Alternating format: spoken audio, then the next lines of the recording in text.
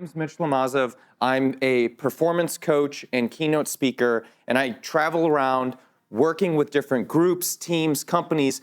I'm not always privileged to talk about health, but it's an integral passion of mine because what I found is that everything that we do, the quality of our relationships, the quality of our businesses, everything stems into our energy, our longevity.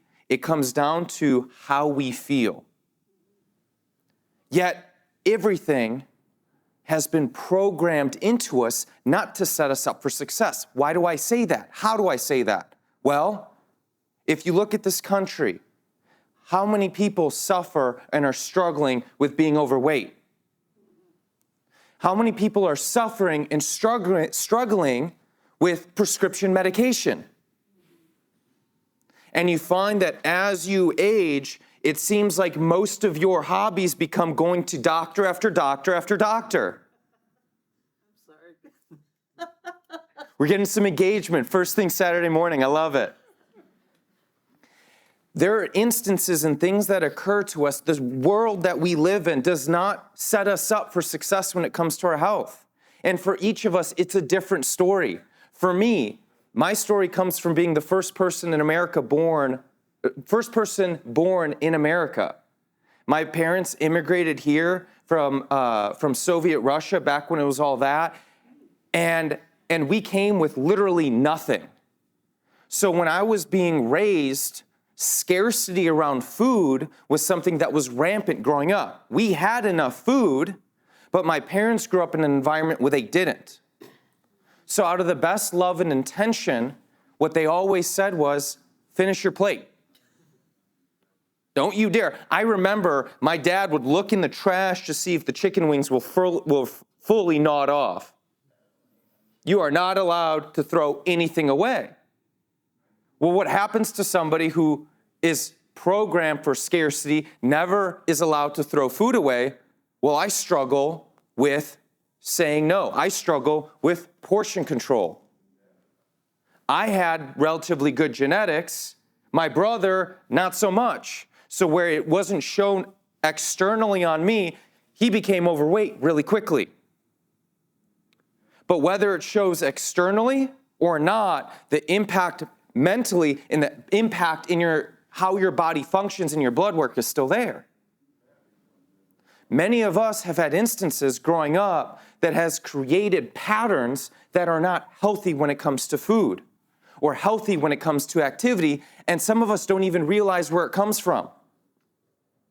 Part of what we're going to do today is not just unpack and give you information, but we're going to help set you up to learn about health in a different way, to learn about health in a sustainable way, a way that you can actually apply and make differences. Dr. Ryan Johnson, he's bringing the data. This guy is brilliant. Amen. From going to getting his doctorate in chiropractic from the Palmer College of Chiropractic, being top of his class, to going and getting above and beyond in working and getting a diplomat status for functional neurology, being in practice for over 10 years. He's going to bring you the signs as to what I say and why it works, and he's going to bring the legitimacy to it. But I'm going to come in from the standpoint of behavior, so as we work on it, how do we shift, how do we unpack? Because I'm not a professional doctor and I don't pretend to be. But everything from being 10 years old and being a junior Olympian, where I was put on a diet and training rigorously at 10, because my parents, remember, were Soviet Russians, so you're like, at 40 years old, you fight people. And so I was training at a ridiculous level from an early age, and then found a passion in nutrition, found a passion in sports. And so as I progressed, I began wanting to learn about different nutrition, different supplementation, but what I was constantly struggling with my addictive personality style and a personality style that I learned, hey, you've got to always finish your plate, is I could not find consistency. And regardless of any diet I tried, whether it was high carb, high fat, high lemon water, and that's all you're doing, I couldn't find that normalcy. I couldn't find that peace. And I've walked through a variety of diets, and I'll share some of those stories. But ultimately, what I found was the success in finding consistency in health is not about what you know. It's what you're able to apply and keep yourself confident, keep yourself sustainable in whatever it is that you're going to do. And so today, I'm very fortunate that I've found that consistency in my diet. I feel good. I have longevity. I don't struggle nearly as much when it comes to maintaining proper health. But most of it comes from the state of my mind. Well, let's bring up Dr. Johnson here to kick us off for this morning and give him a loud round of applause.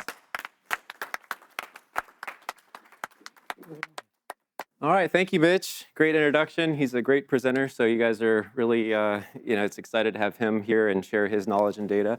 So we're going to get into chiropractic, functional health, and wellness, and what that is. So my mission statement, I've always tried to tell all my patients, is to help people live longer, happier, healthier lives without a drug or surgery. Now, there are times and places those are in need, but as Mitch stated, we're using those too much in America. So we overutilize drugs, therapies, and surgeries a lot of times unnecessarily. So today's goals, I want you all to learn at least one new thing you can implement in your life today. So the number one priority for today is to prioritize your health. We want to invest in your health. So how many here invest in the stock market or retirement? Anyone have a retirement account? Great.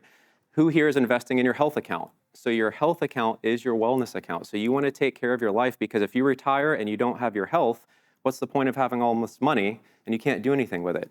There was a famous railroad tycoon, billionaire back in the early 1800s. He smoked every day, developed lung cancer in his late 30s, $1 billion, but he said, I would trade all my money for my health. So again, you have to apply all the knowledge we have in today's society, how we can live longer life with all the technology and science we have now. So some tips you can start writing down now. Walking 10,000 steps a day. So at minimum, 8,000, but 10,000 steps a day. There was just a journal study that came out that showed it decreased all-cause mortality by 50%. So if there was a new drug that came out in the market and said, we can decrease your cause of death by 50%, everyone would rush to the pharmacy to take that, right? So who wouldn't want to have that? So walking 10,000 steps is easy. And how you can do that is you can break it up. Plan your day out. Walk 1,000 steps in the morning before work. On your lunch break, take another 1,000 steps. So structure your day where you get your 10,000 steps in. That's roughly 5 miles. That's roughly a 2.5-mile walk in the morning or at night. And every day you get those steps. That's going to help you live longer and healthier life. This is a big one. So cold showers, cryo or cold exposure. So the easy way to reverse engineer this is to start with your hot or warm shower. At the end, the last 30 seconds to a minute, turn the water to cold. As your body adapts to it, start doing more cold than hot. And throughout history, if you think about Africa, South America, they don't have hot water heaters. They take showers in the cold rain and the jungle. And my brother and sister all went to Africa, and they said the showers are just buckets in the trees they pour on you to cool off from the cool river water. So there's no hot water. So hot water heaters are, new to our culture and society. So it's changing our bodies and how we interact with our environment. But the cold will actually increase your lifespan. So start by doing that, and then you can progress to cold plunges and ice baths. That's something we can get to later. Another big thing is quit smoking. We all know this. That's a huge one from the 60s, 70s, 80s. We all know that smoking causes cancer now. And what happens is that the longer society goes on and does more research, we know, what not to do. So we know, smoking's going to cause cancer. It's going to trigger other peripheral neuropathies and things like that. Quit drinking alcohol. So again, alcohol is a neurotoxin. It is a depressant. So alcohol, the recommendation is 1 a week. And so a lot of people, drinking much more than that, but alcohol is a poison to our system. So again, decreasing your alcohol intake and our sugar intake. That's a huge one. Mitch talked about that, obesity. So diabetes, obesity, high blood pressure, hypertension. All right. So a word that I like to live by is discipline. And what I want to teach you is daily disciplines. So eventually motivation is going to run out. You can only stay excited and happy about your health for so long. That's why you have to invest in daily disciplines to learn little things to do for your health. All right. So the things that are easy to do are also easy not to do. So it's easy to go for a walk around the block, but it's also easy not to go for a walk around the block. It's easy to drink water. It's also easy not to drink water, drink soda or alcohol. And another big saying, easy come, easy go. So it says, what we need to do is choose a more difficult task. So a lot of times we know what we should do for health and we know the right choice, but we make the easy choice. We do the easy thing. So we don't lean into the hard, more difficult task.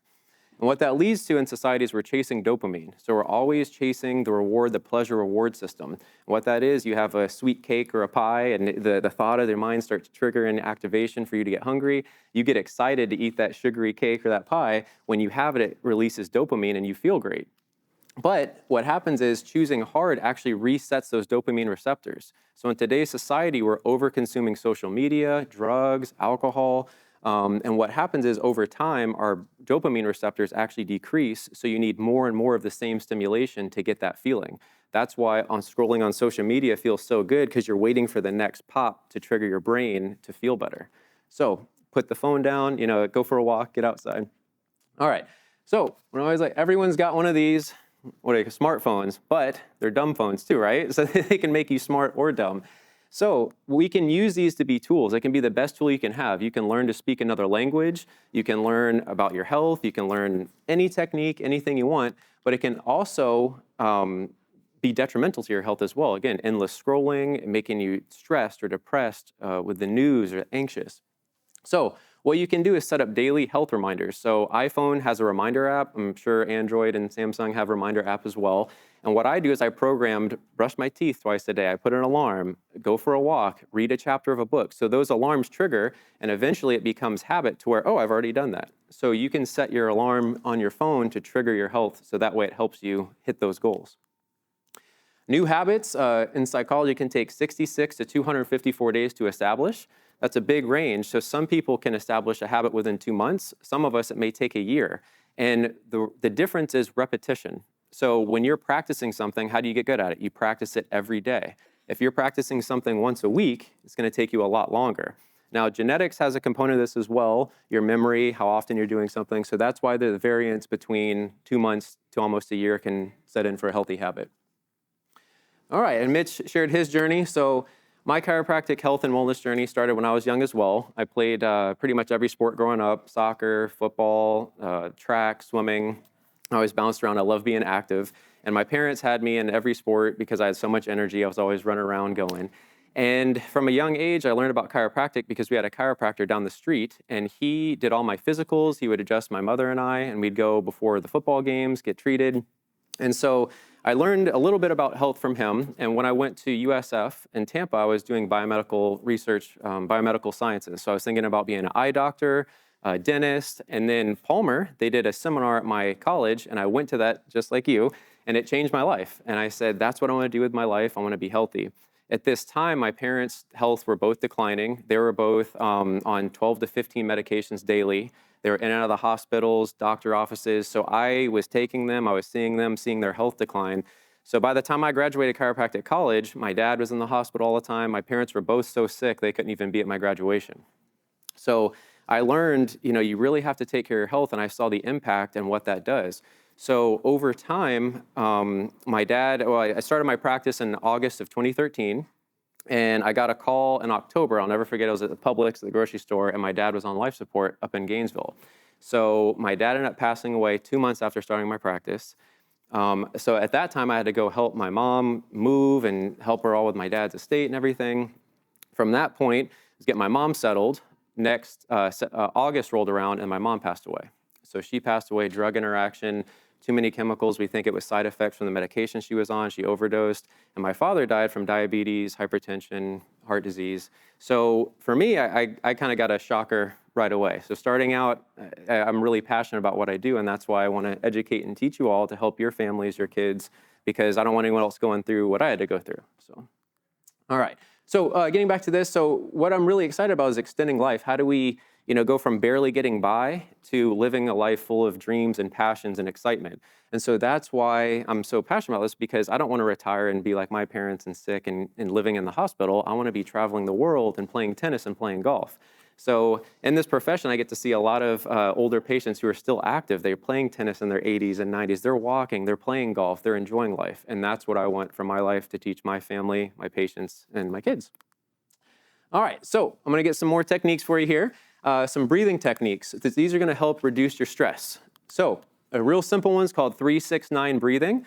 So when you're doing the breathing, we're going to breathe in through the nose, and then you're going to breathe out through the mouth. So what that is, you're going to breathe in for 3 through the nose, hold for 6 seconds, and out through the mouth for 9. So everyone, let's try. Let's do 2 repetitions of that. So in through the nose, hold for 6, and out for 9. Again, one more time. Breathe in, 3. Hold for 6, and out for 9. Everyone feel a little more relaxed? A little more calm? Good. All right, so another one we can do, and even this is called a physiologic sigh. Dogs and cats can do this. If you observe, sometimes you hear what this is. It's a deep breath in through the nose. At the end of your inhale, a quick, and then out. So you're maximally filling your lungs. You're expanding all those air cells and those air sacs. So again, breathe in through the nose deep. Quick breathe. Out. And you can do this when you're stressed out in traffic. If someone cuts you off, you want to give them you do that instead. just breathe, just breathe. All right, so another one, as Mitch said, we're going to get up. So I want everyone up. Has everyone heard of the power pose?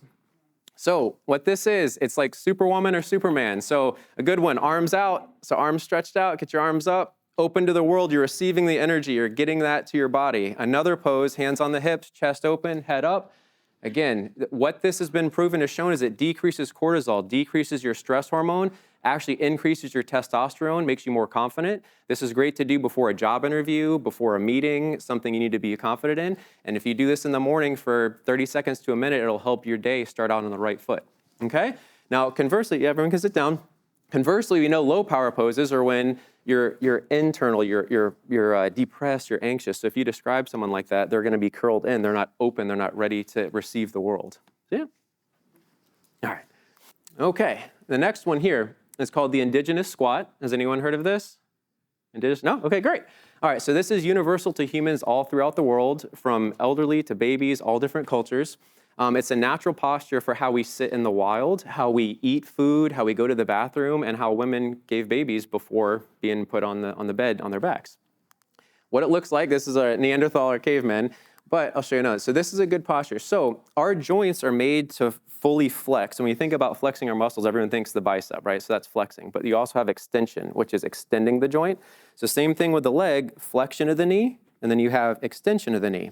So you can see, it's hard to see here, but he's got full flexion of the knee, full flexion of the hip. And that's how our bodies are made to sit. So when there weren't chairs, that's how we would sit in the wild. We'd eat, we'd sit around the fire like that. And what that does, that helps stretch our ligaments, our muscles, helps you remain mobile. So most people in America today, when they go to do that, they have a hard time with the knees or hips. You should be able to come here comfortably. What a lot of people do, you'll rock up on your heels because you're so tight. Modern chairs are designed to be comfort temporarily. So toilets, all these things, people have heard of the squatty potty, so that changes the angle so you get more of a natural squat. So this is another natural way we go to the bathroom. So what I tell people is, work your way into this, light stretching. Again, if you've never done it before, you can't just drop into a squat. You have to work into it. But years of sitting in the wrong posture leads to those tight muscles, leads to piriformis syndrome, back pain, sciatica. That's why it's so prevalent in the West. In another culture, in Asia, again, and then babies. So if you look at babies, they do this naturally. So it's a natural position, and babies have that balance. If you watch too, babies run barefoot. That's how we're meant to be naturally. All right, another technique you guys can have to get your body moving. It's an upper body movement technique. So the easiest version is the sprinter arms. Anyone can do this. So if you can't run, you can get in a runner's position, and you're going to sprint your arms. So 20 to 25 repetitions each arm. You want to shoot for 3 to 4 sets. Now, if you can't do that, or if you can do that, you want to go to the moderate air jump rope. So you don't even need a jump rope. And you can just do on the tips of the toes before jumping. So you can practice that to get your blood flow in the morning. And then hard would be doing some jumping jacks. So that's a great thing anyone can progress to. And again, try and shoot for 25 repetitions, 3 to 4 sets. Okay, does anyone know who this woman is? Has anyone seen her? Yeah? Her name's Ernestine Shepard. So anyone, how old do you think she is? Anyone? 50? Anyone else? How old? 60? 85. So she's 86 now. She's the oldest active female bodybuilder. And she started lifting weights at 55 with her sister. So she's 85. And so I think there was another woman I looked up research. She did break the record. The other woman had since passed away, but for active competing bodybuilder, but she has a lot of world records. Next woman, Johanna Quas, 95. She was on the Today Show. She does gymnastics and stretching, but she's 95. So again, you can take care of your life and take care of your body, and you can be active. So aging, we think aging, we should move less as we get older, but in fact, we get older because we move less. So we need that activation. We need to walk. We need to move. And I'll never forget my grandma and granddad used to always say, oh, I can barely make it from the bedroom to the kitchen to the couch, right? And that was their daily routine, watching The Price is Right, Young and Restless. So they had their soap operas. So, that was kind of instilled into me, how Mitch said, when you get old, this is what old looks like. But I had to reprogram my mind and learn that that's not how I want to live my life. So a lot of my family is headed that direction. I'm trying to teach them, hey, we have to take care of our health.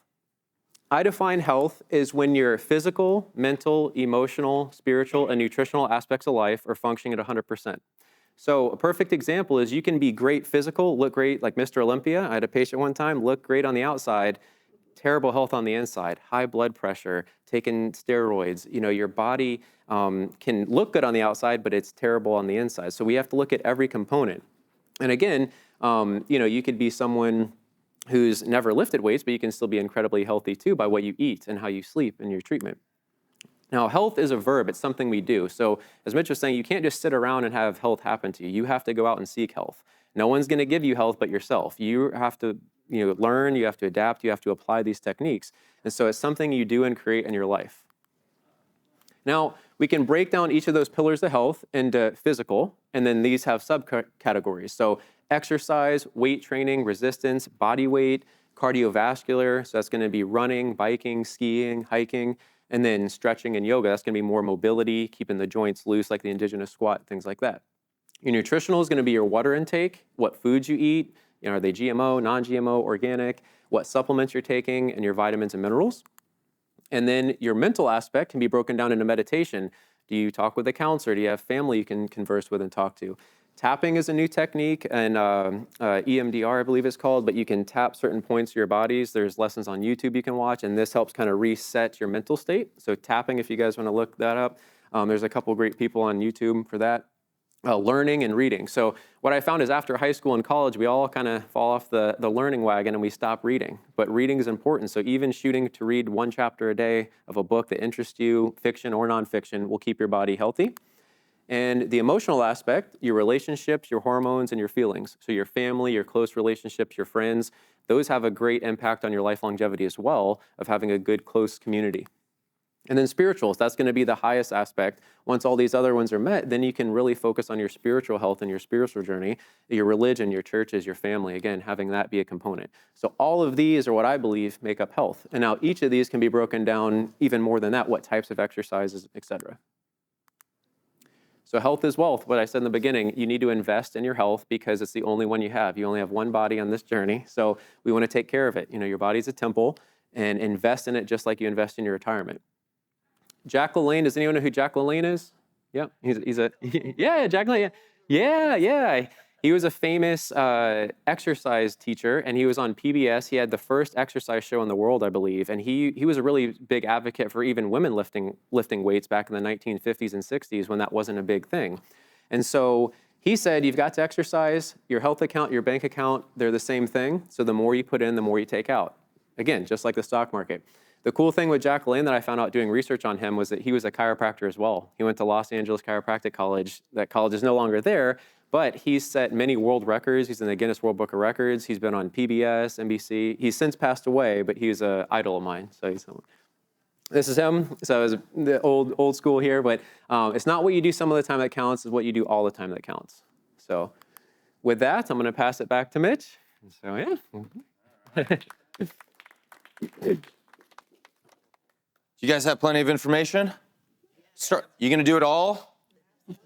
There's one thing too that I was looking at, and as we're thinking through what's going on in our mental health, there's a lot of stuff on this page. But the thing to focus on is if you're able to do one out of all these pillars, or say, you know what, I'm just gonna address one habit in one of these areas and start building on it, you'll start to see this cascade and this momentum build that allows you to feel motivated to begin to go on to the next, to go on to the next. When you look at it and say, that's all great, I'm gonna try it all at once, what ends up happening? fail. So what's natural to you? What is intuitive? And begin to start there, and then you can begin to build up.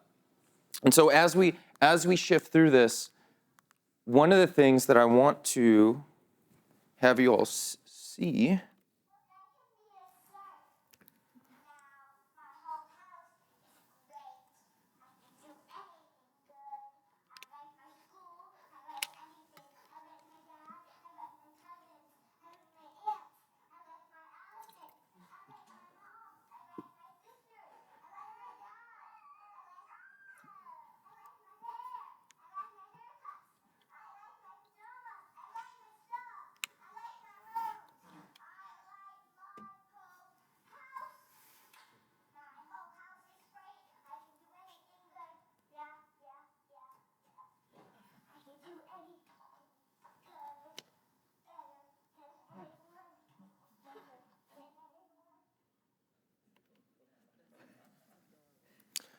Ron does that every morning, stands up on his countertop.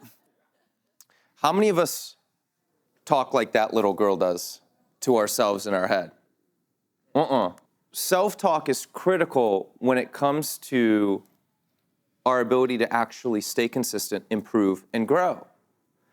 Most of us don't factor it in, don't consider it, don't think about it. Oh, that's cute for the little girl, but that's not actually going to work. Show of hands, has anybody ever been told at one point in their lives they're fat, ugly, unhealthy, anything? Anything negative? Has anyone ever told you anything negative?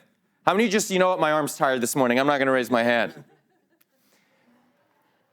That one imprint, if you're young or you're vulnerable, did it have an impact on your life? Absolutely. So somebody externally telling you something once created an imprint that you began to believe. We have anywhere from 60 to 80,000 thoughts a day, and about 85% of them are negative. So one person says, you're fat, or you're ugly. That didn't have the impact. What had the impact was in your mind at a rapid rate, thousands and thousands of times over the course of days, months, years, you began to believe it. And what you began to believe began what your brain wanted to focus on. Because our brains, they're always going to look to validate. So if I say I'm good looking and I repeat it, my brain's not going to go, I'm insane. What it's going to do is when I look in the mirror, it's going to pinpoint the things that validate, hey, I'm good looking. If I'm healthy and I believe that I'm healthy, whatever happens throughout the day, my brain is going to cherry pick and select what are those pieces that give me the evidence, the data that says, yeah, I'm healthy. But if I constantly program, I'm unhealthy, or I'm not doing enough, or I'm not in shape, or I'm not good enough, and I can't get it all done, then every time you eat a potato chip, every time you sleep in, every time you don't take that walk, your brain is going to hold on to that, keep it in your mind, and then keep playing the story over and over and over again. And so if we want to improve our health, if we want to take those pillars and begin to act on some of those notes that you have, somebody who's unhealthy will not do these things. They won't. But if you have the self-talk and the affirmations that you repeatedly tell yourself, whether standing on the countertop in your underpants in the morning, written on a sticky note on your dashboard in your car, verbally told to yourself, mentally repeated to yourself, you've got to fight the pre-programming because you won't even be aware of the thousands of thoughts, and the majority of them are negative unless you bring it to the conscious mind. If you want to actually act on this, you want to become healthy, you first have to believe that you're already healthy. If you want to become healthy, you first have to believe that you actually are healthy. It doesn't make a whole lot of sense. I'll be healthy when I'm in shape. I'll be healthy when my blood work comes back good. I'll be healthy when I get off these prescription drugs. You'll be healthy when you first believe it, and then you'll begin to act like a healthy person acts. And things begin to shift. I don't believe I'm unhealthy. And I firmly believe that my health is improving at a rapid rate because I've never let that stop. I am a healthy person. When people ask me, how are you doing? Are you hurting? I say, I'm improving. I'm recovering. I'm excited for what's to come. I'm grateful for this mandatory recovery period. But if I let that change the thought pattern of my mind, and I let that negative talk start coming into, you know what, I may never be able to work out again. I may never get to the way that I wanted to look. And that started to be the programming, yeah, the potato chips will start coming in. The donuts will start coming in. The complacency. I'm not going to try to get up. I will give up, not because of what physically happened, but because of what I was telling myself. If that story changed to I'm unhealthy, then I will begin to behave as somebody who's unhealthy. Regardless of what happened, I still reaffirm self-talk. I'm healthy. I'm in great shape. I look great. I feel great. And so I act out of it. I don't have as many options anymore to act out of it, but I still act out of it. And so you look at this image here. Who's more radiant? She has no teeth, staring off. And this is a person, self-talk wise, is going, I love life, right? No teeth, not there, and you gravitate towards her expression. Not because of what she looks like, but because of what she believes and how that expresses. We don't need to have the results that we want to begin to believe and think it. But if you're able to write those out, if you're able to start affirming them, you too will begin to shift that pattern. But when it comes to health, as we're also building for our mindset, self-talk is critical. The second thing that I see oftentimes is the most detrimental to getting people to stop being consistent with their health is comparison. When we compare ourselves to others on social media, when we compare ourselves to friends, family, that oftentimes I see is one of the biggest areas that breaks our consistency. So one of the quotes that I've looked at is, we often lose our way when we compare ourselves to others. We lose our inspiration, motivation, that ambitious drive. Compare yourself to no one and not a single person. You're unique, and what makes you perfectly different is what sets you aside to crush those dreams. It's a bunch of hoopla. It's also a bunch of baloney. And here's why. We are psychologically wired to compare ourselves to other people.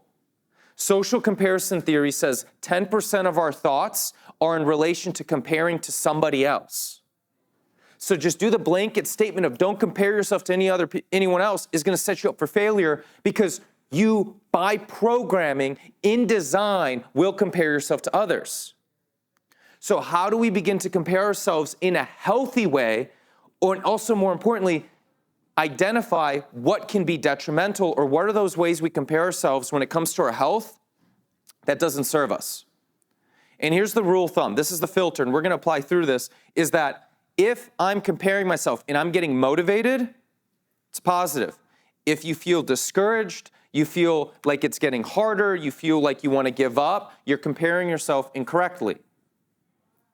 Comparison is a tool that our brains have to help us become better. It's an internal motivator. It doesn't put us down. It only puts us down. It's only a bad thing when we do it incorrectly. So if we look at one of the areas that I see a lot of times, you look at athletes, right? So here's a picture of an athlete. And for guys, for some you're going, gross. For others, like, I want to be like that. For those of you that are curious how my wife sees me, that's what she sees. You know how long I've waited? This is the first time she's seeing this. Oh, she's going to take a photo. Now, can you imagine what I had a Google search to find? This guy is 16, to find a 16-year-old boy without a shirt on the internet?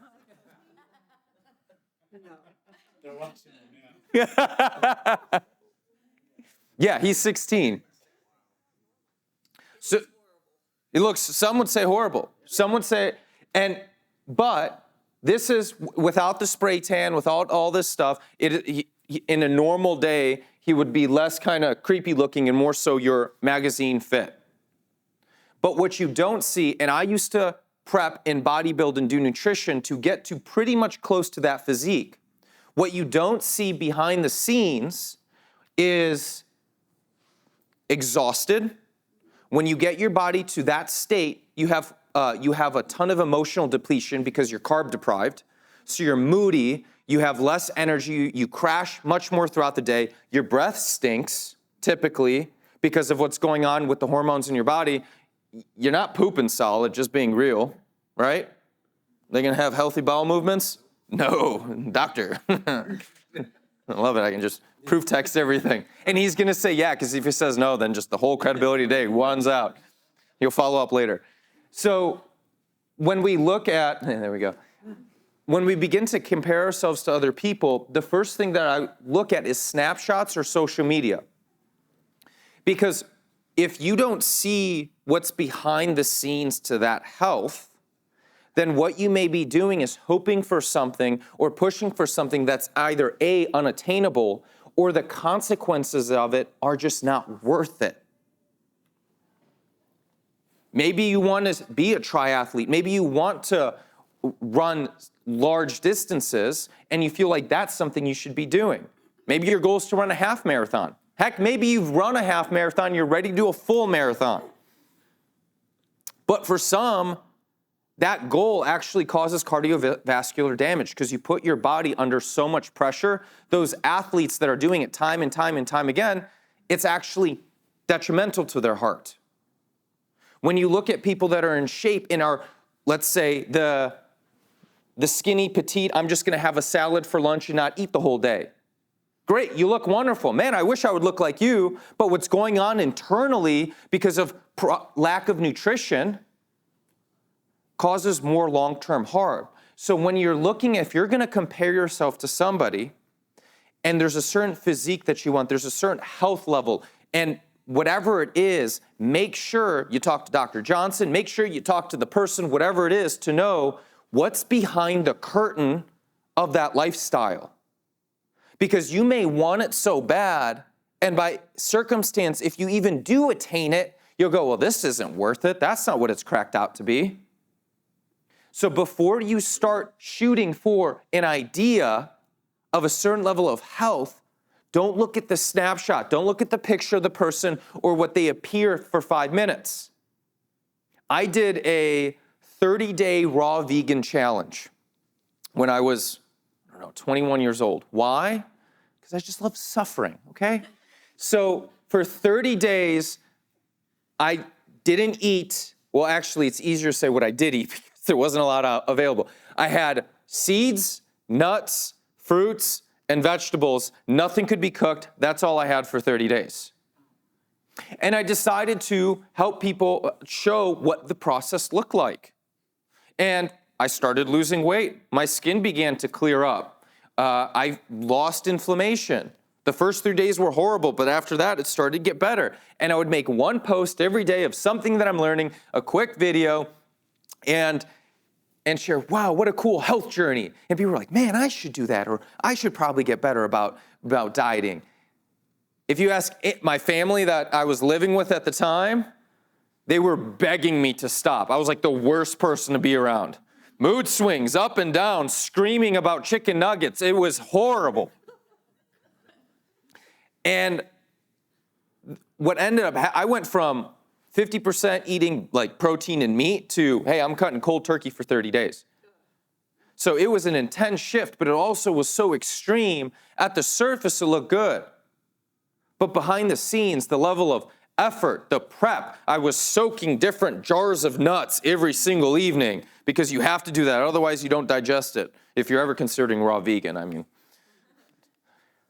But what ended up happening was I subscribed to a diet that was not what it was all cracked out to be. But if anybody just, I would be honest if you talk to me, but if anybody was just looking at the pictures or was seeing me briefly at work, they'd say, wow, this is amazing.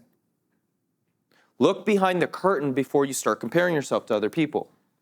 Number 2, what are your priorities in your health? If you're going to compare yourself to somebody else, do your priorities align? If you're going to be wanting to, let's say, exercise and build muscle, you're going to spend more time in the gym. You're going to spend more time eating. You've got to get more nutrients in. If your priority is, for me, it shifted from being like a 16-year-old boy to, hey, I want to ensure that I have longevity, and when my grandkids are around, I want to be able to run around and move. So it shifted to focusing on inflammation. I wanted to work out and eat in a way that would reduce the amount of inflammation in my body, which means I stopped comparing myself to those Olympic athletes, to those bodybuilders, because their goal, their priority was to create a certain physique. My priority was to have longevity and inflammation. It's not a right or wrong, but the result is going to look different. So if I want to compare outcomes, I need to make sure the priority is the same. Some of your priorities may be you had a stroke and you want to just begin to verbally communicate again.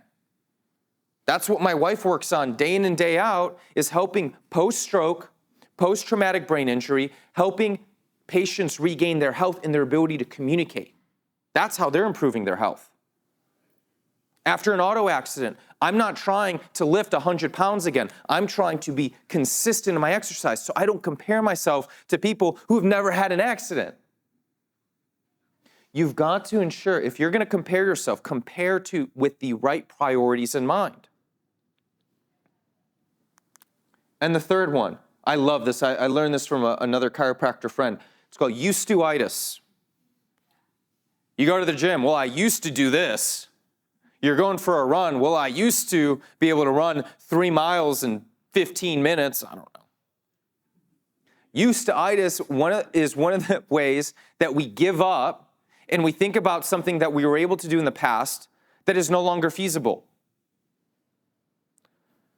Newsflash, most of you will not be able to do what you did in your 20s. Not going to happen. Some of you might, but it's going to look a little different. If you compare yourself to things that you used to be able to do at a certain time, at a certain point, and factor out all the experience, all the life, the natural things that happen, what's going to end up happening is you're going to get unmotivated. What's the point in even starting? I've got such a large mountain to climb back up to get to where I used to be. Not the point. If you're going to compare yourself to where you're at, do it from right now and moving forward. So one of the things, I bought a scale that could help, that would measure my body fat percentage, my muscle mass after the accident. And so I don't compare to where I was 3 years ago. I compare week to week. Am I at the very least maintaining? Am I eating a certain way? Am I keeping enough resistance and my muscles under tension to stay maintained and ideally grow a little? That's how I compare. That's motivational. When I compare myself to others, I want to compare from the priority system. They're focused on longevity. I'm focused on longevity. Great. Dr. Ryan Johnson, I'm not going to compare myself to him. He's a freak. And I mean that as the biggest compliment on the planet. Health is what he does day in, day out. It's his passion. It's his core. It's what he's meant for. So Dr. Johnson is going to be waking up in cold baths. He's going to be eating, I don't know, chicken liver. What are you doing these days? So, Chicken liver is not good for you. but what he's focused on it at a completely higher game. He motivates me. He inspires me. But if I'm not able to do everything that Dr. Johnson does, I'm not beating myself up for it. I'm taking his information, the things that he knows, and how he can help me based on my priorities, based on where I'm at. Does that make sense? So as you're looking, mindset is a lot about becoming healthy. So you first have to believe that you're healthy to start acting that way. It has to be part of your identity. And when you compare, you've got to compare in a way that will uplift you. That's what's going to help you jump back in. That's what's going to help you after you feel like giving up, after if it's been a long time since you've started, or you just haven't had the results. That's what's going to get you back in the bandwagon and be consistent and do it time and time and time again. Let's bring Dr. Ryan Johnson back up. Come on, loud round of applause. Here you go. All right. So before I get into the next part, Mitch just reminded me of a good thing too, talking about his accident. Some of you may know last year I had a severe accident as well. Mother's Day, I'll never forget. It kind of changed the course of my direction. How he said, comparing yourself to how you used to be itis. I was wakeboarding at a new facility I'd never been before and tore my shoulder. Didn't have a lot of pain right away. I knew something was wrong. Had MRIs the next day, found out I broke my scapula, tore ligaments, my labrum, and some soft tissue. So the first thought through my head is, I can't help patients anymore. So I was really emotional, but what it comes back to is the mindset. So I would tell myself in the mirror, still able to do lower body, I'm not gonna let this take me out, I'm gonna work. And so Brenda knows, she was with me through the whole journey too, was upset I had the arm sling, but I didn't miss a day of work. I was still able to work around, treat patients. That was my priority of not missing that. So I didn't miss a single day. To this day, it still aggravates there. I'm not used to what I used to work out and lift, but I do lower weights, higher reps. Again, what Mitch said, longevity. So you alter, but the mindset, there were dark periods of me too where I even questioned, can I heal from this? Do I have to have surgery? Will I be able to help people again? So you have to have that constant positive self-talk to get you motivated to stay through it. So it's the mindset. So now we're going to kind of tie in chronic health problems. And what happens is they usually have more than one cause. So who's here heard of like autoimmune disease? So we have autoimmune, we have genetic diseases, we have lifestyle diseases, diabetes, high blood pressure. And what happens is one thing leads to another. So we'll have a web of physiologic dysfunction. So someone who's overweight, like my dad, the overweight caused diabetes. Diabetes caused kidney issues. He had diabetic retinopathy, so he lost vision in the eye. Minor strokes, you lose peripheral neuropathy, you can't feel your feet. So one thing led to multiple things. It's not just one symptom. So examples that cause this are having a poor diet and nutrition over a long time. Now, part of life, what I always tell patients too, is live life in moderation, even in moderation. So it's okay to splurge, it's okay to have fun, it's okay to have parties, but 99% of the time, stay consistent, stay healthy, do what you need to do on a daily basis. But years of poor diet and poor nutrition add weight and cause obesity.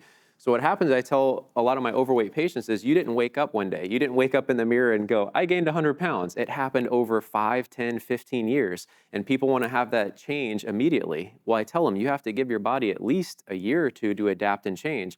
And it's miraculous. We've all heard of that show, Biggest Loser. You see these people lose 200, 300 pounds sometimes in a course of 6 months. Our bodies can do it, albeit that's unhealthy. But there is a slow and steady way to do that. So another aspect of chronic problems, sedentary lifestyle. Again, sitting, not moving too much. We know people are working in cubicles 8, 9, 10 hours a day. They're not getting outside, they're not walking.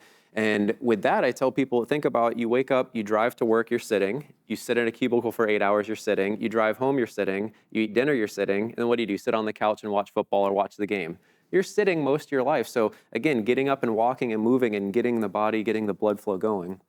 Too many prescription medications. Again, that's my parents. I saw them, all their medications. I got to take this at this time and this lunch. I can't interact with this drug and this time. So, and over-the-counter medications. One of the highest overdoses in the country is Tylenol. A lot of people don't know acetaminophen actually poisons your liver. It causes a crucial antioxidant called glutathione to deplete. So if you take too many Tylenol, you end up in the ER, they have to give you liquid glutathione injection. So, too many recreational drugs, again, smoking cigarettes, caffeine, coffee, nicotine, liquor, alcohol, too much stress, and then not getting enough good quality sleep. So sleep, if we look at the foundation of health, I say sleep is the pillar that everything else rests upon. Sleep is where you repair your hormones, your digestion, your healing, all of that takes place during sleep. And that's going to prepare your body. It's going to encode everything you learn in the day, but it's also going to help your body throughout time repair and heal. So you have to have good sleep, and women actually hormonally need more sleep than men. So women are programmed to have more sleep. So women, 8 to 10 hours is better for women due to their hormones. Men, we have testosterone, keeps us vigorous, it keeps us going, keeps us focused, energetic, and I'll get to that in a little bit later in the presentation. All right. So Dr. David Brownstein is a medical doctor. I've read a lot of his books, but he kind of went from the drug side, the medical side, to more holistic and natural. He's written a lot of books about thyroid and wellness and health. And he talks about you can't poison crucial enzymes in the body without having consequences. Now, an enzyme, what it is a specific protein in the body that helps speed up a chemical reaction. So Sonia knows about that. So what enzymes do, if we didn't have enzymes, our bodies would die. The cellular processes wouldn't work fast enough, and we wouldn't make enough energy. So enzymes, when you take a drug or a medication, that's what they're acting on. They're changing the enzyme function. They're either speeding it up, slowing it down, or blocking it. And so what happens when you poison one enzyme, you're going to create a different pathway and change another enzyme in the body that it has to adapt to. And we call those side effects. So every medication, every drug has a side effect, and your body tries to counterbalance that on its own. It does a great job, but that's why we take different medications to help with different issues. So what does the body need to survive from a basic level? We need air. We have to breathe. So if we don't have air, 2 minutes or so for an average person, although some people can hold their breath 15, 20 minutes. David Blaine, I think on Oprah, held it for like 17 minutes. So the record underwater. So, but you have to train that. Deep sea divers. Water, we can go a couple days without water. So water is important, it's crucial. This one I always like to hit home and say, how many have pets, dogs, and cats? Okay. How many of your dogs or cats Coke?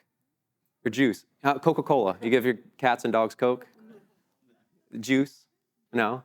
So it's interesting, right? We give dogs and cats or animals water. Why aren't they drinking Coke? Why aren't they drinking the juices, right? So we don't think about that. But I was thinking that, look at my dog the other day. Her whole life, all she's drank is water. So you think about that. That's how important water is. Water is essential for life. Food. Now, food can be broken down into macronutrients and micronutrients. We've all kind of heard those terms. The macronutrients are the big ones, so the proteins, the fats, the carbs. And these all have different pathways how they interact with the body too. So protein actually burns the most calories because it takes a lot more energy to break down protein. Fats, they actually have the longest energy life because they get stored, but they can be broken down in two. And then carbohydrates, those are going to be the quick sugars and carbs for the quick muscle, the sprint, the lifting, things like that. Then you have your micronutrients, which are your vitamins and your minerals. So those are all intercellular. That's going to help everything else. So that's what the body needs from a baseline standpoint to survive. That's it. It doesn't need medications, side effects, any other thing. Now, what does the brain need to survive? So it needs fuel, needs glucose, which is sugar. So we do need sugars. So your brain does use that. And it can also use fats in the form of ketones. So that's when you start doing fasting and things like that. Oxygen, again, we need air. If you don't have air, you get hypoxia, you can have strokes, you can have dementia, things like that. And then activation. So activation is movement. We have to move. So if you put your body in a sensory deprivation chamber for long enough, you'll go crazy because your brain's not having any input. So you need joint position sense. So gravity is always on our joints. So every time we move, we're feeling gravity, and we need that. So we need that to survive. We're born into that. So this is a shirt that I have, but this is on someone else, so I love it. So this shirt is kind of hard to read, but I take the metformin for the diabetes caused by the hydrochlorothiazide I take for high blood pressure, which I got from my Ambien I take for insomnia, which caused by the Xanax I take for anxiety, that I got from the Wellbutrin that I take for chronic fatigue, which I got from the Lipitor because I have a high cholesterol, because a healthy diet, exercise, and regular chiropractic care with superior nutritional supplements are too much trouble. So it just shows the breakdown. And that was my parents. I take this one for this one, I got to take this one for that time. So that shirt, I wear that out sometimes at theme parks and restaurants. People are sitting there reading it. They're like, I have people come up to me, I take that. What's it? So they start asking me, these are common drugs. So what I've been working on the last couple of years, from psychology to chiropractic to neurology, is what I call the order of health. And what I look at is the genetics. They're your blueprint. So that's what you get from your mom and dad. We get 23 chromosomes from mom, 23 from dad. They blend together, you get 46. And that, how Mitch was saying, you're uniquely you. You're the only one that's ever been created, the only one to ever be here of you. And so it's amazing because those genes are your blueprint for your life of what you are. It tells your body the instructions of how to make your cells. But your epigenetics are what's impacting your genes and how you impact with the environment. So your genes are what determines your neurology. So if you go top down, you have genetics. Then you have your neurology, which is your brain. And your neurology determines your hormones. So again, your brain is the master hormone coordinator. It's going to secrete all the hormones that go to different areas of your body. So that's going to include your level of mood, your energy. And so that's going to dictate how you feel. So again, genetics go to your brain and neurology. Your neurology determines your hormones, and your hormones are going to dictate how you feel. And also with the hormones, it's your neurotransmitters. So serotonin, dopamine, the pleasure reward system. So a little infographic here just showing the difference between genes. So genes are just snippets of DNA, and the DNA is a base pair, but every organism has these. And what happens is a gene will encode for a specific trait, like eye color, hair color, height, weight. And again, that's going to be your predisposition to the environment, how your body's made. Now, this is a basic cell, so in biology we know. So we all have kind of biology 101, but in the body we have almost 40 trillion cells. That's a lot of cells throughout lifetime. They're always replicating, they're changing, you're making new cells, old cells are dying off. So when you look into the cell, inside that you have the nucleus. Inside the nucleus you have your chromosomes, again, 23 from mom, 23 from dad, and that's going to contain all your DNA strands, and those different genes are going to make you what's unique to you. Now, again, the genetics are going to determine your nervous system. So the nervous system can be broken down into two structural components. It's going to be your brain and your spinal cord, or your central nervous system. And the peripheral nervous system is going to be all the nerves that come off that. So we have 33 pairs of spinal nerves that go to every organ, cell, and tissue of the body. And then we have 12 pairs of cranial nerves that go to your head, your eyes, your face, and your neck. Now, we also have a functional system that's going to be your parasympathetic and your sympathetic nervous system. Your parasympathetic, you can relate that to wine and dine or rest and digest. So after you have a big Thanksgiving meal, you feel like taking a nap because it calms you down, you relax, you eat some turkey, you get the tryptophan. And then your sympathetic nerves, that's going to be your flight or flight. So if a bear were to come in through the door right here, what would you do? Either fight it, or you're going to run, or you're going to pass out, right? Yeah, freeze, you're going to freeze. So your sympathetic, what that does, that's going to elevate your heart rate, pump blood to the muscles. So that's when you're working out, you're going for a run, you're going to have more sympathetic tone. Conversely, when you're sleeping, relaxing, getting a massage, getting an adjustment, that's going to stimulate more parasympathetic. It's going to relax your body, allow it to heal. Now, so again, we're going from the genetics, neurology, now we're going to the hormones. So when we look at that, the brain, that's going to be the master hormone conductor, if you will. So the hypothalamus, and hormones are basically little proteins or packaged that are made in endocrinology. So those endocrine glands secrete it and they go to another part of the body. So again, a lot of these hormones originate in the brain. They tell, for instance, like the thyroid. So TRH, thyrotropin releasing hormone, goes down the pituitary and tells the pituitary to secrete thyroid-stimulating hormone. Thyroid-stimulating hormone tells the thyroid to make T3 and T4. And so you see it passed down. Same thing, these are all the different endocrine glands and how they interact with our different hormones. So now, your hormones are going to dictate how you feel. So your neurotransmitters and hormones. So happy, sad, angry, mad, mean. So that's going to, break down to that. So again, I ask people, when you're in pain, are you happy or sad?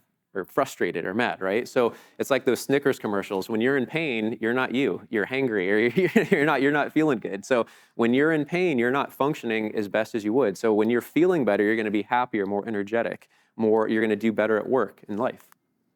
This is a emotions wheel. So this is great. A lot of therapists and counselors use this. And I tell people, we want to stay at the bottom half. So when you look at the emotions, there's 6 primary core emotions.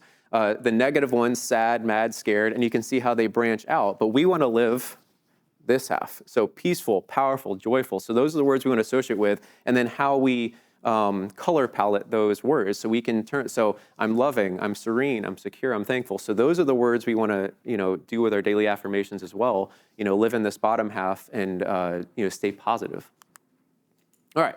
So how do we feel better quickly? So an easy way to do that is to change your physiologic state. So again, moving the arms, again, how Ron said in the morning, get the blood flow going. So energy is emotion and action. So you want to be able to move your body. When you're feeling sad or depressed or stuck, get up and move. Do the arm technique, do the power pose, do some jumping jacks, move your body and you'll change your state. Make a funny word, make a funny sound, dance, do something silly. So shake your body, and so Tony Robbins, he does a lot of that where he, let's go, jumping up, clapping. We talked about this a little bit. The fundamental basic force on our bodies is gravity. It's a constant on Earth. I've done a lot of research with space and how our bodies interact from a spinal or chiropractic standpoint. Scott Kelly, he was in space for almost a year, and the changes of his body, your disc actually superhydrate. So he had an identical twin. When he came back to Earth, he was almost 3 inches taller than his twin. After time, he shrunk back down to the height, and it's because there's no gravity on the joints. So when you're in space, they have a specific exercise unit. It kind of looks like a chest press and a bike. They have to train daily 2 hours a day minimum in space station because your cardiac function pumps less blood, so your heart's not pumping as much. You lose bone mass, muscle mass. So when you're up that long, you have a lot of physiologic changes. And so it just shows how important gravity is to the body. So the easiest way we can mimic that on Earth is a pool. I tell a lot of people pool rehab is one of the best things, decompressing the disc, stretching the body. So anytime someone asks me what's a good exercise for injury, get in the pool, just float in the deep end, allow the body to stretch out, do laps, because that's going to create almost an anti-gravity state that you can start rehabbing your body in. All right. So using your own body weight, that's where me and Mitch were saying, start slow. Don't jump in so hard. So everyone can move your arms. Like I said, just moving your arms, then progress to your legs, then work on your core. Then as you get easier with that, you can progress to resistance bands. Then you can add weights. So you build a progressive overload. So as you practice more, it becomes easier, and then you can add more as you go on. All right, so who's here is finding some value in coming today? Anyone get some value? Good. All right, so I want to respect all your time. If anyone's got to go, I just want to try and get through this last part. But so again, how do we achieve optimal health? We do that through these Venn diagram categories. So as I mentioned, sleep's going to be the foundation, portion control. Mitch was just talking about the foods, exercise. So what do we do when we're moving our body? And you can see how sleep interacts with exercise. That's going to give you stress recovery. Portion control and sleep are going to give you the best performance. And then portion control and exercise are going to help with your weight loss. All together, that's going to increase your optimal health. So that's going to give you the best chance of staying healthy. Now, thoughts, traumas, and toxins. Some of you may have heard me say this in my clinic. D.D. Palmer, he originated the chiropractic term back in 1895. He's been saying this since 1897 when he did the first college, when he opened that up. And what that talks about is thoughts. So that can be depression, anxiety, stress, your mental state. Traumas, that can be a slip on the ice, a fall, a sports injury, an auto accident, wakeboarding accident, and then toxins. So the chemicals we're putting in our body, whether it's drugs, recreational drugs, alcohol, things like that, but even the foods we eat. So a lot of the foods have GMOs and artificial sugars added to them. So current research now supports us more than ever. We have more doctors and surgeons coming over the health and wellness side than ever before. One of my really good friends, Dr. Chris Davis, he's a triple board certified cardiologist, Duke University, Johns Hopkins. He got out of the emergency room making $1 million a year doing heart surgery to open his own functional wellness practice to prevent heart attacks and strokes and cancer and disease.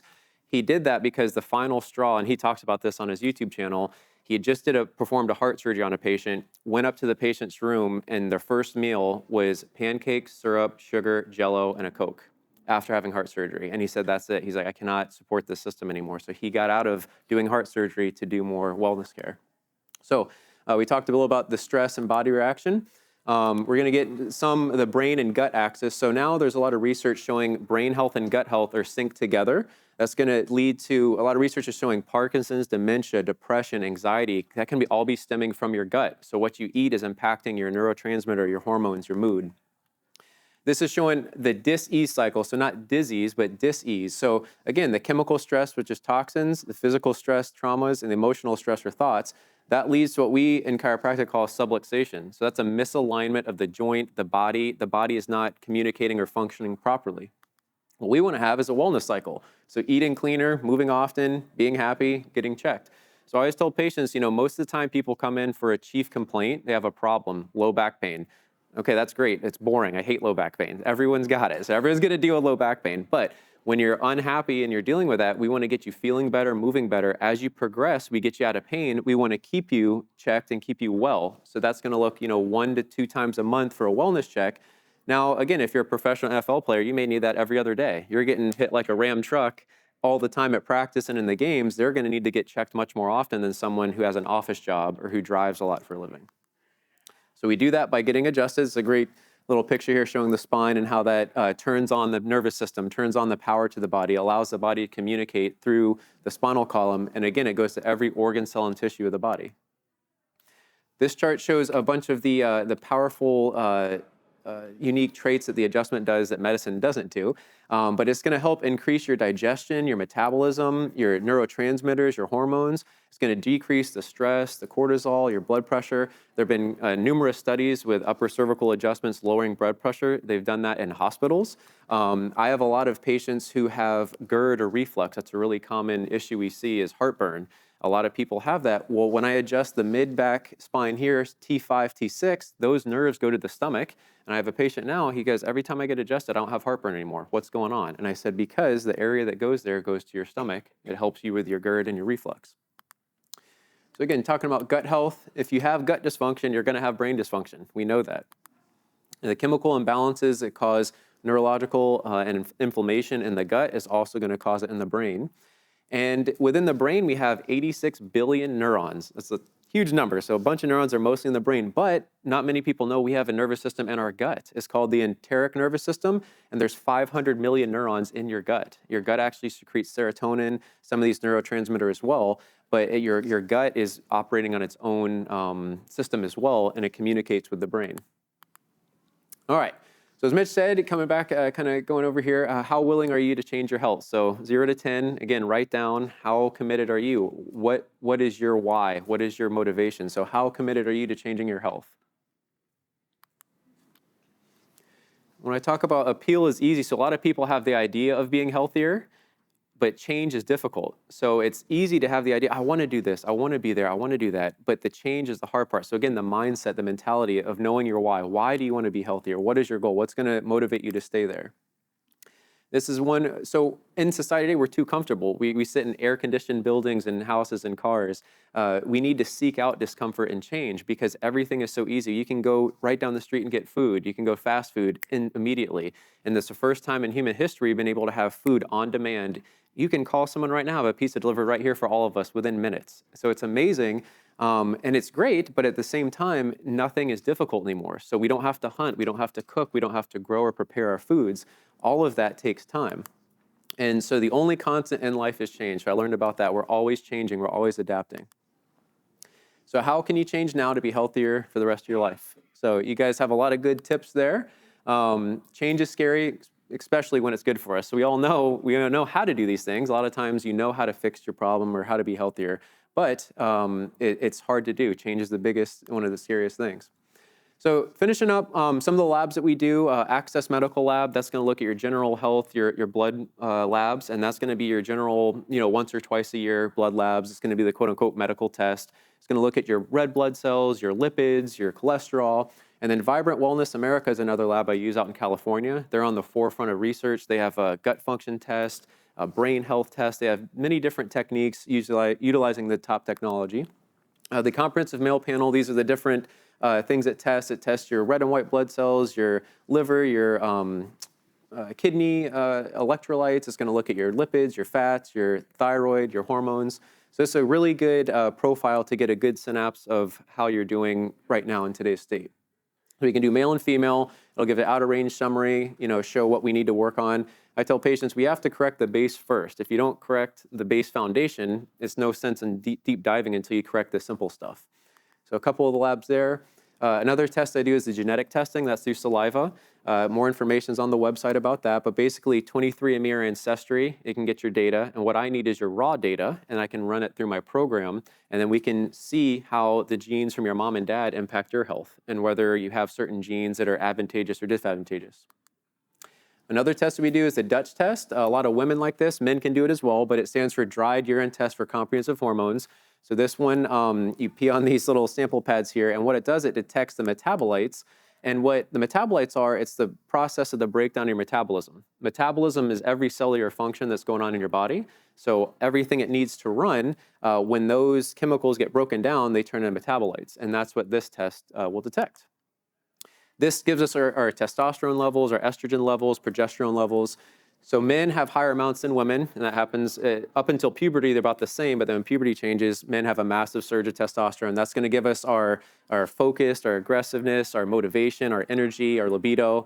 So it's gonna give us more of a sexual drive. And for men, we actually have cycles as well. Testosterone is highest in the morning peaks, and then it slowly fades throughout the day at night. So men get sleepy tired at night, so they kind of fall asleep.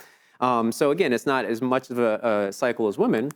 But women have higher estrogens, and again, both sexes have both. Men have higher testosterone, lower estrogen. Women have higher estrogens, lower testosterone. Both are needed to stay healthy, but estrogens make a woman more energetic, make them more outgoing, more social, they're more enthusiastic, and this is something I didn't know, but it also suppresses your appetite. So higher estrogen, women actually eat 15% less than men. That's why you see the men eating all the buffets. But it increases serotonin, the feel-good hormone, and women release more oxytocin. That's the love hormone. When you give hugs, your kids are more interconnected. Now, female monthly cycle, That's what it looks like, right? Ups and downs, ups and downs. So that's if you want, and really, that's what it is. So you look from here to here. So menstruation, we have all the way up the follicular phase. You're building that up. And then at ovulation, that's where the spike of all these hormones, LH, luteinizing hormones, triggers all this to ovulation. And then progesterone, a lot of people don't realize that's going to start low. It builds up here. And if you break down that word, my daughter's saying, these are compound words. Progestation, that's what it means. So no, I never really put that together, but progestation. So if the egg is fertilized, progesterone will stay high. If the egg is not fertilized, it'll fall down. And then what happens, the cycle repeats every month. So that's how the women's cycle is. This is an example of a Dutch report here. Again, it's going to give you the breakdown of the sex hormones. This one we did the adrenal from the saliva. So this is going to show the stress hormone and cortisol. Further break down the androgens, progesterones, and your estrogens, and this is going to show all the pathways and breaking down. So again, what herbs to take, what supplements, what nutrients to help impact your hormones.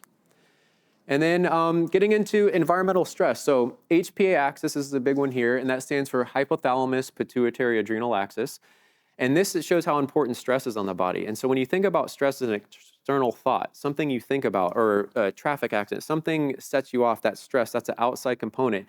That stress can impact your body on a physiologic level. That thought comes in, it triggers your hypothalamus to secrete CRH hormone. That goes to the pituitary gland, and that secretes ACTH, which goes down to your adrenals, which secrete cortisol. So you can see a thought triggers this whole cascade from your brain down to your kidneys. Cortisol is a primary stress hormone, and you feel like this. So a thought, someone yells at you, cuts you off in traffic, screams at you. So that external thought leads to a physiologic cascade of things that cause stress. Again, we've all heard of adrenaline, noradrenaline, and cortisol. These are the primary stress hormones. Adrenaline is going to be more, get your heart rate, the sympathetic nervous system. And cortisol, that's going to increase more sugar in the body and the brain and helps your body repair. But too much stress overdoes it. So too much of a good thing can be a bad thing. This is a little infographic here. So stress can cause hair loss, headaches, migraines, asthma, heart disease, poor gut health, weight gain, diabetes. So all these things can be caused from stress. This is a lab breakdown of the HPA axis from the Dutch test. So again, we can get that from the saliva. It shows cortisone, which is inactive, cortisol, which is the active form of that stress hormone, how your body's converting it and using it. And then many of you know this, who I treat, but we treat veterans who are VA-approved chiropractor now. So I treat a lot of vets, auto accidents, families, kids, babies. A lot of people ask, oh, babies, I didn't know they could be adjusted. My daughter was adjusted 20 minutes after being born. First patient baby I adjusted was 16 hours old. The family had me come to the house and adjust them. I saw the mom the whole pregnancy. So a lot of kids, and then patients who want a different approach to healthcare other than drugs or surgery. So a lot of times I get people who want a second opinion. Right now I have a patient coming in next week because they want to do surgery. I have a friend, they want to do surgery on her. So I like to give them that option so they have that information. And then lastly, I just want to tell you guys the new EMP technique. It stands for emotional, mental, physical technique. And what we do is we look at my psychology background with the neurology and the physical body, and we put that together. It's an hour treatment. We start off on the Juvent microimpact platform, and that's going to get all your stem cells activated. It's going to help healing, help repair the body. From that, we're going to get you in the Chi machine room. We're going to do a Chi machine. It helps align the body on a frequency with brain therapy with eye lights, ears, and essential oils. After that, we do a full body workup on the new adjustment table, extremities, spine, neck, everything. And then you go into the infrared sauna for half an hour. So the whole treatment's about an hour. I recommend once or twice a month, and it's kind of a brain-body reset to kind of help you get ready for the next month. And then for everyone here, we're offering a little discount. So if you want to ask Brenda, call the office. So we'll give you initial discount for that. If you're here, just mention you're here. And this is one other thing, value I want you guys to get to take away. So these are the supplements that I call the Core 8. I take these on a daily basis, but this is what I believe everyone should be taking. So at least a form of a multi. The one I use is active nutrients. There's no copper or iron added to it. You don't want to have copper or iron unless you're deficient in it, because then it can become toxic. The next one is DJD Synovic. So this is going to support healthy joints. So we're all aging, we all have gravity, we all have wear and tear. So this is going to help. So again, the brand from Zymogen, that's what they use. But again, you want to have a healthy joint supplement. Omega-3s, this is going to help with your brain health, cardiovascular health, any concussions, any brain accidents, strokes, things like that. Liquid D3 and K2, I like doing those together. They're better absorbed with the liquid. So I've done a lot of blood work on patients where they've taken pills for years and they haven't seen any increase. Once I get them on the liquid, it goes right up. So the D3 is going to impact your skeletal system, your immune function, even respiratory function. We know that through COVID now. OptiMag, that's a patented magnesium, and then OptiMag Neuro. So the OptiMag 125 is going to be more for the brain, the gut, the skeletal muscle. The OptiMag Neuro is going to be more for the brain. So that's good to take at night, 30 minutes to an hour before bed. It's a powder, and that's going to help kind of decrease stress, help the body, and it's one of the only ones that's absorbed through the blood-brain barrier. The next one's CoQ-Max. It's a high-quality CoQ10, so I take this every day. CoQ10's in every cell of our body. It's going to help produce energy, going to help keep you active, again, cardiovascular function, brain function. And then Probiomax, this is a probiotic. We have one called Probiomax Complete, which is a blend of different ones for the gut. And then we have 100 billion. Was one of the strongest on the market. They have one that's 350 billion now, but that's more for celiac patients, ulcerative colitis patients. And the DF stands for dairy-free. So they are vacuum sealed in a nitrogen pack, and you don't have to refrigerate them. You can travel with them. And so next steps, set an appointment, fill out any metabolic assessment forms or intakes. Like Mitch said, get tested, review your results, make the necessary changes to your lifestyle, decrease in your inflammation, heal your body, feel better, and enjoy life. So I hope you all got some value today. I appreciate you guys taking time out of your busy lives on a Saturday to come out. And it's my passion to help teach this and change the world. So I hope you can share it with a friend, a family member, a kid, or you learn something, at least one thing. So did anyone learn one thing? One thing? Okay, awesome. So, well, thank you. Thank you.